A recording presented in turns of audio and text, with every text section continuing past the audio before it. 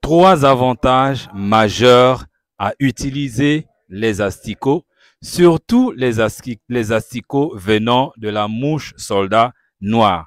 Le premier avantage, c'est que la mouche soldat noire produit les asticots qui ont un taux de protéines, une teneur en protéines très élevée. Et ce qui est génial pour l'alimentation de bétail.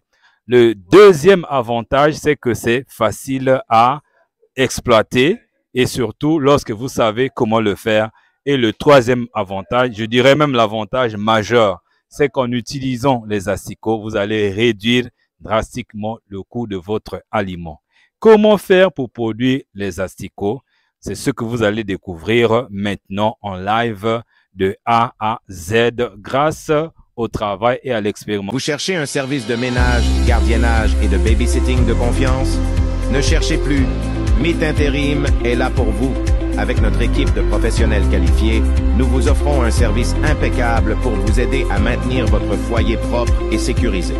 Que ce soit pour le ménage, la garde de vos enfants ou la surveillance de votre maison, Meet Intérim est là pour vous soulager. Faites-nous confiance et profitez de la tranquillité d'esprit que vous méritez. Contactez-nous dès maintenant et découvrez pourquoi Meet Intérim est le meilleur choix pour vos besoins de ménage, gardiennage et de babysitting. Monsieur Aimé. Bonjour, monsieur Jancy. Ok, merci de nous recevoir aujourd'hui dans votre exploitation, je dirais, expérimentale, mais qui va certainement s'étendre. C'est bien ça? Exactement, c'est ça. Ok, Vraiment. ok. Ok, alors aujourd'hui, nous n'allons peut-être pas parler de ton histoire. Ça va être peut-être dans la deuxième vidéo. Quelles ont été tes motivations, comment tu as fait pour arriver à ce jour. Mais ceux qui vont sur cette vidéo ont besoin de voir de façon pratique comment élever la mouche soldat noire. Donc ici, nous sommes donc dans ton exploitation. Tu vas nous expliquer de A à Z. Ici, là, nous voyons déjà la présence des mouches dans ce que vous appelez la folière, c'est ça? Exactement. Alors, on appelle ça la volière. Donc, c'est ici qu'on élève les mouches pour qu'elles puissent se reproduire et donc produire des asticots qu'on va utiliser pour nourrir les sujets. D'accord. Maintenant, comment est-ce que vous faites déjà pour avoir, puisque nous sommes au Congo, hein, je rappelle que nous sommes au Congo, précisément à Brazzaville, beaucoup de Congolais se demandent où est-ce qu'il faut avoir déjà, en termes, si on peut appeler ça des géniteurs, des mouches soldats noirs, comment est-ce que tu as fait pour les avoir ici? Bon, nous, on a suivi une formation en ligne avec un beau-frère qui est au Bénin et il nous a formés, mais il est aussi venu sur place à Sadelmi pour nous former de façon pratique. Et donc, il nous a aussi donné les géniteurs. C'est là où on a commencé. Et depuis qu'on a commencé, depuis le 4 avril, en tout cas, on a des grosses volières qui peuvent contenir vraiment une grande quantité de mouches. Donc, raison pour laquelle, ici, j'ai créé une petite unité pour élever ou bien nourrir mon sujet.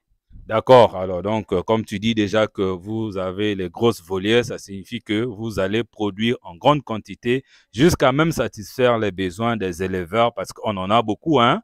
Vous êtes sûr, hein, parce que là, effectivement, les gens vont me poser la question. Vous êtes sûr que peut-être pas aujourd'hui, mais dans une année, 2 ans, 3 ans, vous pourriez produire des grandes quantités pour satisfaire le besoin. Jamais nous pouvons arriver à satisfaire le besoin parce que la demande est très forte. Déjà, tout ce que nous produisons est déjà acheté. Déjà, même si aujourd'hui, là, vous nous demandez les asticots, c'est impossible d'en avoir. Donc, raison pour laquelle nous voulons nous lancer à la vulgarisation de cette nouvelle technologie. Voilà. Donc, former des gens, tout ça là, pour qu'eux aussi puissent se lancer là-dedans, pour que nous soyons nombreux. Parce que la demande est très forte et les déchets, donc le substrat, donc l'aliment que nous utilisons aussi est vraiment en abondance. Très bien. OK. Donc, tu parles déjà de la formation. Donc, vers la fin de cette vidéo, chers web auditeurs, nous allons revenir sur la formation parce que ce que Aimé dit est très important. Les éleveurs que nous sommes, nous en avons besoin et toujours et toujours. Alors, je vous inviterai vers la fin de cette formation. On vous donnera les informations concernant cette formation pour rentrer dans l'équipe et continuer à produire. Parce que si déjà tu dis que c'est déjà consommé avant même de produire, ça veut dire que c'est un business qui est très rentable et que ceux qui veulent vraiment créer un business devront aussi se lancer. Alors donc c'est parti, explique-nous comment ça se passe. Donc nous commençons l'élevage avec les pupes.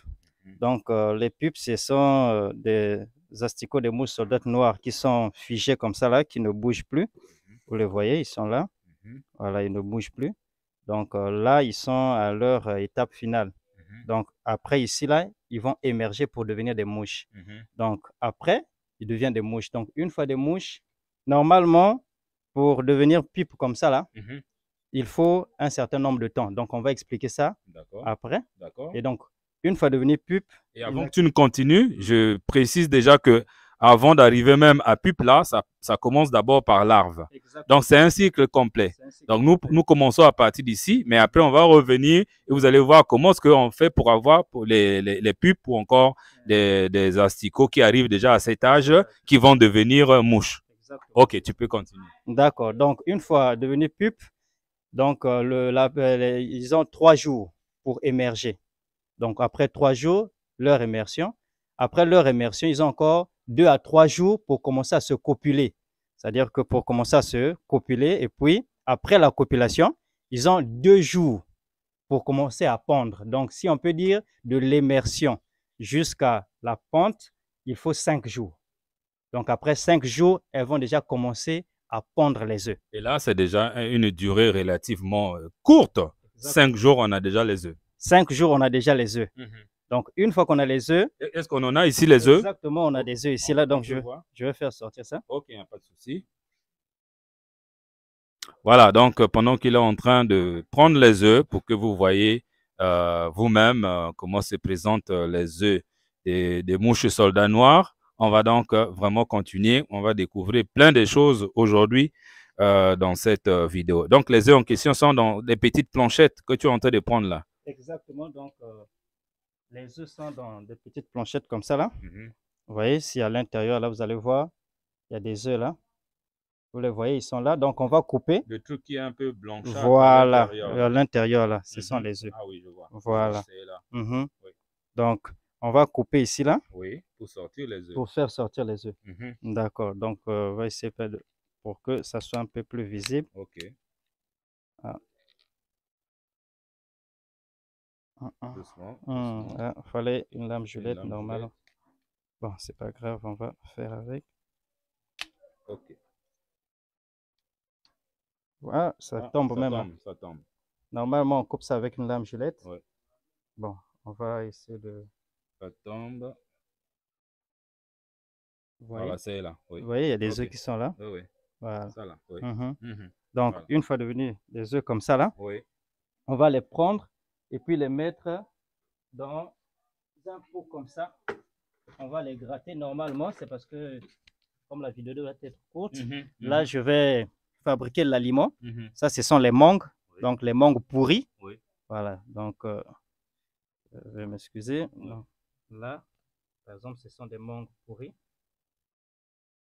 Vous voyez, les mangues qu'on jette là. Oui. Nous, on ramasse, que ce soit la banane, les mangues, les fruits, les légumes. Et puis, nous utilisons aussi le sang de maïs. Le sang de maïs, ça permet aussi de engraisser les asticots, mais aussi, ça joue beaucoup de rôle. C'est-à-dire que pour arranger la texture du mélange, tout ça là, pour doser l'eau, il faut le sang de maïs. Voilà. Mais si vous n'en avez pas, c'est pas grave. Il y a d'autres méthodes que vous pouvez utiliser pour bien arranger votre aliment de départ. Si on peut mais par exemple, les déchets de cuisine, tout ce que les dames jettent, ça peut être, on va dire quoi, les morceaux de poulet qui n'ont pas été consommés, le foufou, peu importe. Est-ce que ça, on peut aussi utiliser pour fabriquer l'aliment? Parce que là, si je vois bien, après l'éclosion, les œufs, et après l'éclosion, ces œufs-là se transforment en larves et il faut les nourrir.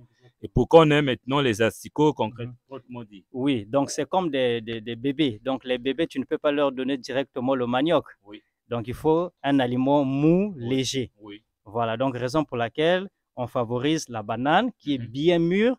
Voilà, ou bien le sang de maïs qui est léger. Ou encore donc, la mangue. Oui. Voilà, parce que c'est léger. Oui. Donc la petite larve là peut bien manger. D'accord. Maintenant, une fois devenue une larve peut-être de 3 jours, 4 jours, 5 jours, là maintenant vous pouvez lui donner ce qui est dur.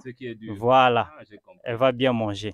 Voilà, donc c'est simple. Maintenant, la durée de vie de la larve, à partir de l'âge où on peut maintenant nourrir les poulets ou les poissons avec, et l'âge où on ne devrait plus leur donner au sujet? Il y a une durée? Exactement. Donc, la larve, donc, quand elle est encore larve, elle a normalement 4 jours, donc 4 jours après l'éclosion. Parce que quand on récupère comme ça, là, Oui.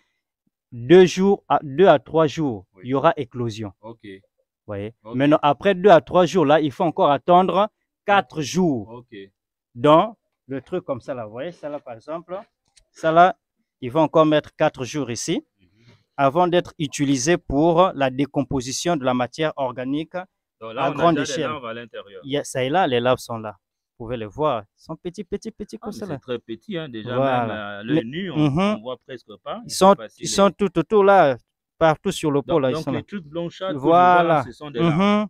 Wow. Donc ça là, je vais avoir peut-être même 10 à 15 kilos. Hein, 10 à 15 kilos de larves comme ça là, à la fin. 10 à 15 kilos? Oui, oui, de ce qui se trouve là derrière. Là. Ah bon? Parce que 2 grammes et demi, je dis bien grammes, oui. 2 grammes et demi oui. des œufs oui. donnent 10 kilos de larves matures. Attends, ça me dépasse. Oui, 2 grammes et demi de larves. De larves, oui. Non, des œufs. Ah, des œufs. Donnent 10 kilos de larves. Et ça veut dire que ça donne beaucoup de larves. On peut prendre par exemple l'exemple de 100 grammes oui. des œufs oui. donnent 10 tonnes. 100 grammes des œufs oui. donnent 10 tonnes de larves. C'est pas vrai ça. Grammes, je dis bien, pas kilos. Grammes, wow. 100 grammes donnent 10 tonnes wow. de larves. Parce que, vous voyez la larve là, oui. une fois devenue adulte, oui. elle va prendre près de 10 000 fois sa taille. Près de 10 000 fois sa taille. Vous avez vu là-bas, elle est presque invisible. Oui, elle est invisible. Vous voyez. Oui. Donc, elle va prendre 10 000 fois sa taille. Wow. Mais ça là, pour arriver à ce résultat, c'est la qualité de l'aliment oui. que vous allez utiliser pour donner aux larves. Oui. Voilà, si vous donnez par exemple quelque chose qui est seulement comme ça, juste le sang, le maïs, ça ne marche pas. Ah, d'accord. Donc, on doit vous montrer la composition de l'aliment. D'accord. Pour que votre larve soit riche en protéines. D'accord.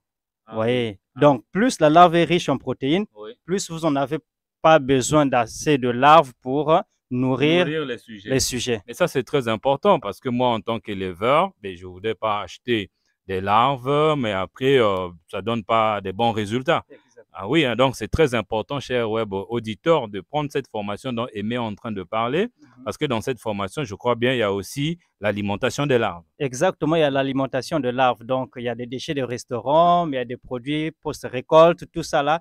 On doit vous montrer le mélange magique. Ah, oui. Vraiment pour avoir des bons résultats. Donc, des larves qui sont très riches en protéines. Vous pouvez avoir une larve de mouche soldate noire qui a une teneur en protéines, par exemple, de 40%. Mais une autre larve de 60%. 60, parce que selon mes recherches, ça va même de 50 jusqu'à 60%. Exactement. Oui, oui. Mais là, ça dépend de la manière dont elle est nourrie. Exactement, ça dépend de l'aliment que vous donnez à vos larves. Donc, c'est là où se trouve le secret. Ah, d'accord, très bien. Donc, vous pouvez aussi réduire même la durée de grossissement. C'est-à-dire, normalement, il faut 15 jours pour obtenir une larve mature comme ça, là, noire. Ah bon? Mais vous pouvez réduire la durée là en 10 jours.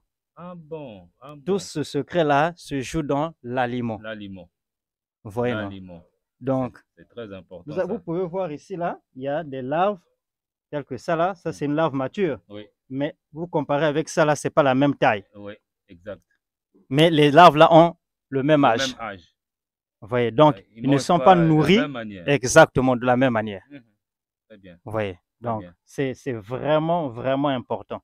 Si tu as beaucoup de sujets à nourrir, il faut des larves qui sont très riches en protéines. Exactement. Voilà. Moi, c'est ça que j'aimerais, hein, parce que ça va réduire le coût de l'aliment. Mais non, quelle est la prochaine étape? Ce qui est déjà sûr, c'est que on a vu, on a compris, parce que après, effectivement, quand ils dépassent cette étape-là, ils deviennent maintenant des sujets qui vont se transformer maintenant en mouches. Exactement. Donc là, vous avez des prépus, on appelle ça des prépus. Donc là, vous avez des prépus.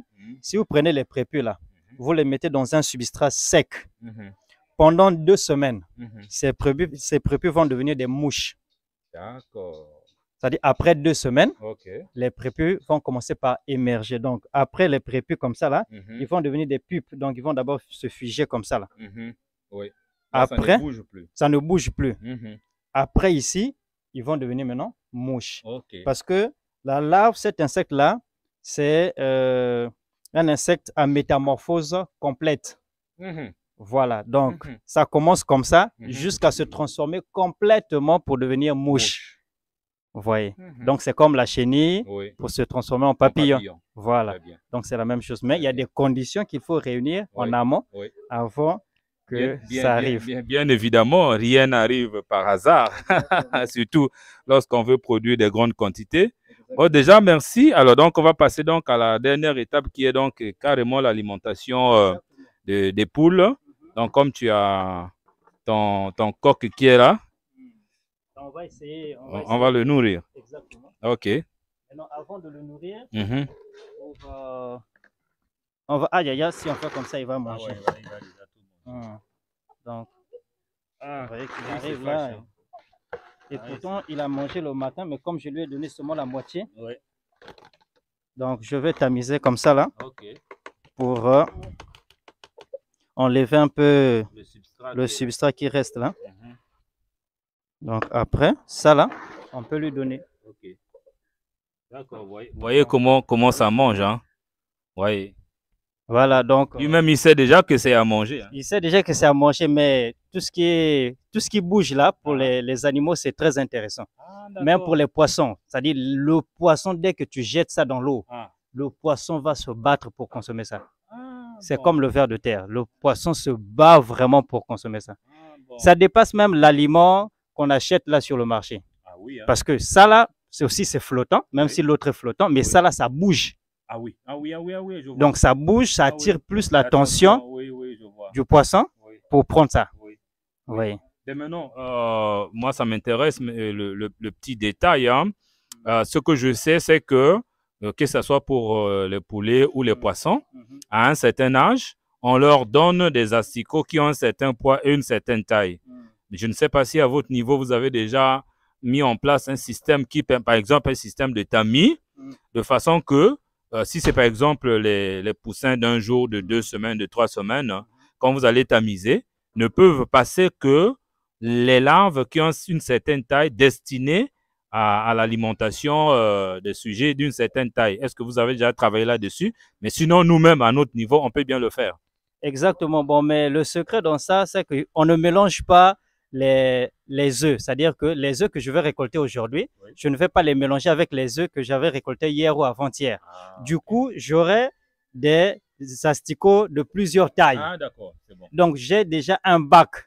D'accord. Là où il y a des asticots de taille spécifique. Voilà. Taille, tu sais je sais où est-ce qu'il faut trouver. Très bien. Voyez. Donc ça évite encore le tamisage, le tout ça. Okay, voilà. Donc c'est un peu ça. Ok, mais donc je crois que nous sommes arrivés à la fin de cette vidéo. Parlons. Il a déjà fini, hein, il a tout fait. Voilà, oui.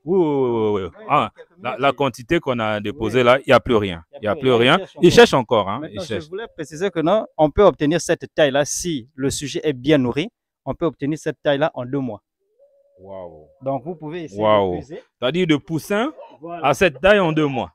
On peut, si le sujet est bien nourri. C'est parce que le gaillard là. Oui. À ça. Vous voyez comment il pèse.